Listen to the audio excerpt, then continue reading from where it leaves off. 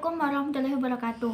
Bertemu lagi dengan saya. Kali ini kita akan belajar mengenai indahnya berperilaku terpuji. Sebelum membahas apa saja berperilaku terpuji tersebut, mari kita simak video tentang Siti Masitoh terlebih dahulu. Allah, pada masa pemerintahan Fir'aun yang bengis, semua rakyatnya bukan hanya harus mengakui bahwa dirinya adalah seorang raja, namun juga harus menyatakan bahwa Fir'aun adalah Tuhan yang layak untuk disembah.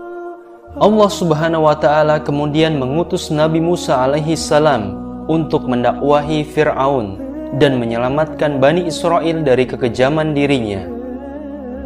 Banyak umat Nabi Musa yang pada masa itu beriman kepada Allah Subhanahu wa Ta'ala, namun mereka menyembunyikan keimanannya karena takut akan siksa Fir'aun yang terkenal kejam tanpa ampun.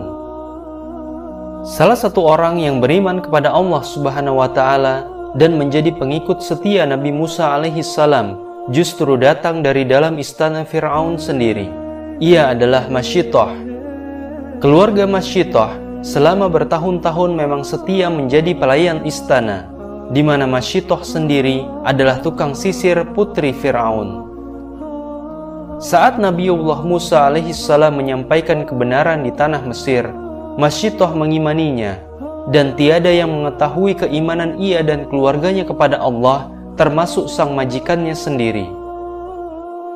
Sahabat yang dirahmati Allah, pada suatu hari, Masyitoh sedang menyisir rambut putri Fir'aun. Saat itu, tiba-tiba sisir tersebut jatuh, dan Masyitoh mengucapkan Allah secara spontan sebagaimana kita biasa mengucapkan Astaghfirullah, Masya Allah, atau Subhanallah ketika ada suatu hal yang mengejutkan. Mendengar kata yang diucapkan Masyitoh, sontak putri Fir'aun kaget. Ia pun segera menanyai pembantunya itu mengenai siapakah Allah tersebut. Jika Allah itu adalah Tuhan, maka berarti Masyitoh siap dihukum mati karena telah menentang ayahnya Fir'aun. Siapakah Allah? Apakah kamu mempunyai Tuhan selain ayahku? Seru sang putri Fir'aun. Alih-alih menjawab pertanyaan anak majikannya tersebut, Masyitoh justru diam 1000 bahasa, karena ia teramat takut membayangkan betapa berat siksaan yang mungkin akan menimpa dirinya kelak. Putri Fir'aun terus mendesak Masyitoh untuk menjawab pertanyaan-pertanyaan tadi, hingga keberanian perlahan muncul dari dalam diri Masyitoh. Ia menyadari bahwa inilah saat di mana Allah menguji keimanan dirinya. Sahabat yang dirahmati Allah, Masyitoh kemudian berkata dengan tegas, Allah adalah Tuhanku, Tuhan ayahmu, dan Tuhan seluruh alam. Sang putri kemudian segera melaporkan kejadian ini kepada ayahnya, Fir'aun. Sementara Masyitoh mengabarkan suami dan anak-anaknya untuk mempersiapkan diri menerima hukuman dari Raja Mesir tersebut. Fir'aun marah luar biasa saat sang putri mengabarkan mengenai keimanan Masyitoh. Ia teramat murka karena justru orang yang sangat dekat dengan keluarganya tidak menyembahnya dan memilih untuk menyembah Tuhannya Nabi Musa alaihissalam, yakni Allah Subhanahu wa Ta'ala. Fir'aun segera memanggil Masyitoh ke hadapan dirinya untuk mempertanggungjawabkan perkara tersebut. Apakah kau menyembah sesuatu selain aku? Tanya Fir'aun dengan suara amarah menggelegar, di mana seluruh istana dibuat takut oleh dirinya. Namun tanpa gentar, Masyitoh menjawab dengan ringan, iya, saya menyembah Allah, Allah Tuhanku, Tuhanmu, dan Tuhan segala sesuatu, kata Masyitoh. Sahabat yang dirahmati Allah, Fir'aun yang geram mendengar ucapan Masyitoh segera mengikatnya dan kemudian menaruh seekor ular besar di hadapan pembantunya tersebut. Namun Masyitoh tidaklah takut, karena ia teramat paham bahwa keimanannya yang lurus hanya kepada Allah akan membawa dirinya kepada takdir yang terbaik. Akhirnya, Fir'aun meminta tangan kanannya, Haman, untuk memenjarakan Masyitoh dan keluarganya. Tidak sampai di situ, Haman kemudian diminta untuk membuat sebuah kuali besar yang di dalamnya berisikan air mendidih. Kuali ini cukup jika digunakan untuk merebus tubuh manusia. sebuah siksaan yang maha berat akan menanti Masyitoh dan keluarganya di dunia. Sahabat yang dirahmati Allah, akhirnya tibalah hari di mana eksekusi akan dilakukan. Dibawalah Masyitoh, suami dan anak-anaknya termasuk yang masih bayi. Mereka semua dihadapkan pada kuali besar yang berisi air bergolak mendidih tersebut. Sekali lagi, sebelum Hamman melemparkan mereka satu demi satu, orang kepercayaan Fir'aun itu bertanya kepada Masyitoh dan keluarganya, apakah mereka mau kembali mengimani Fir'aun atau tetap pada keimanan mereka kepada Allah Subhanahu wa Ta'ala? Jawaban mereka selalu sama, yakni Allah adalah Tuhanku, Tuhannya Fir'aun, dan Tuhan seluruh alam. Kami akan terus beriman kepada Allah sekalipun harus terjun ke kawah yang mendidih. Maka bulatlah keputusan Hamman untuk memasak mereka hidup-hidup dalam kubangan air panas yang bergolak. Suami Masyitoh mendapatkan giliran pertama, dan begitu dimasukkan ke dalam air, tubuhnya tak berdaya serta langsung menjadi seonggok daging tak bernyawa.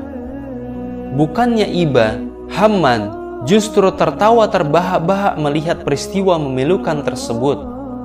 Setelah suami Masyitoh, giliran anak-anaknya satu demi satu, jasad mereka dihabisi oleh pesuruh-pesuruh Fir'aun.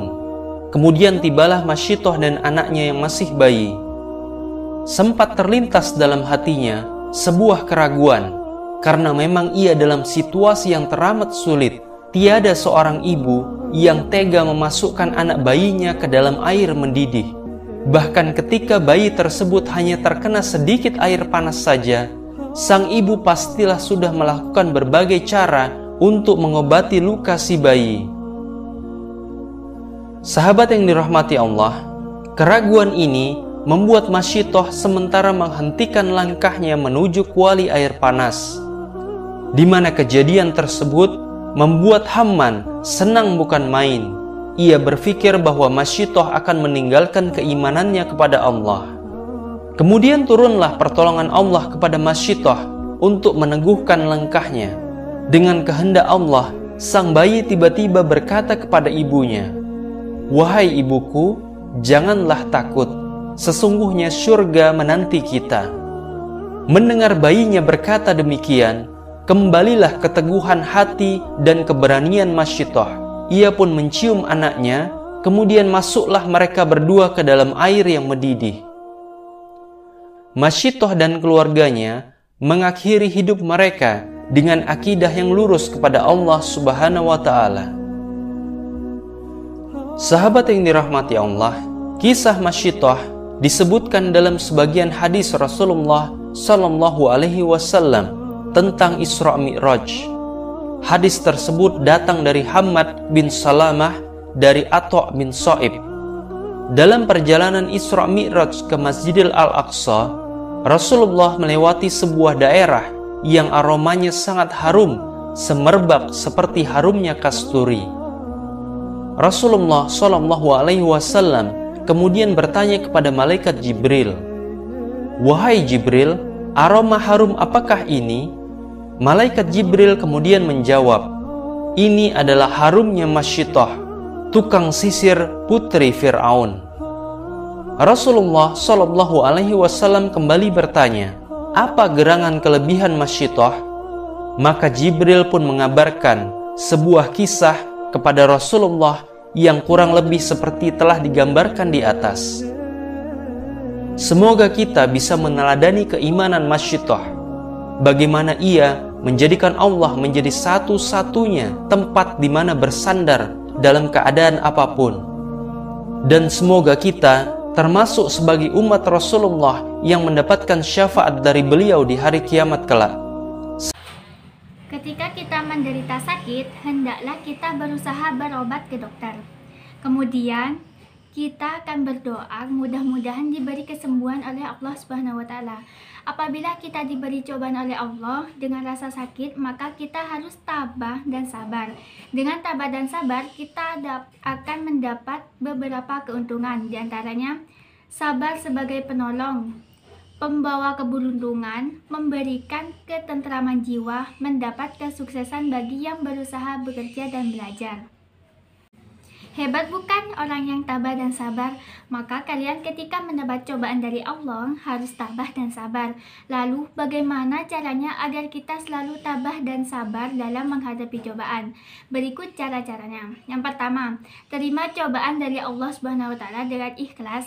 Allah memberi cobaan pada hambanya tidak akan melebihi dari kemampuan hambanya dalam menerima cobaan tersebut.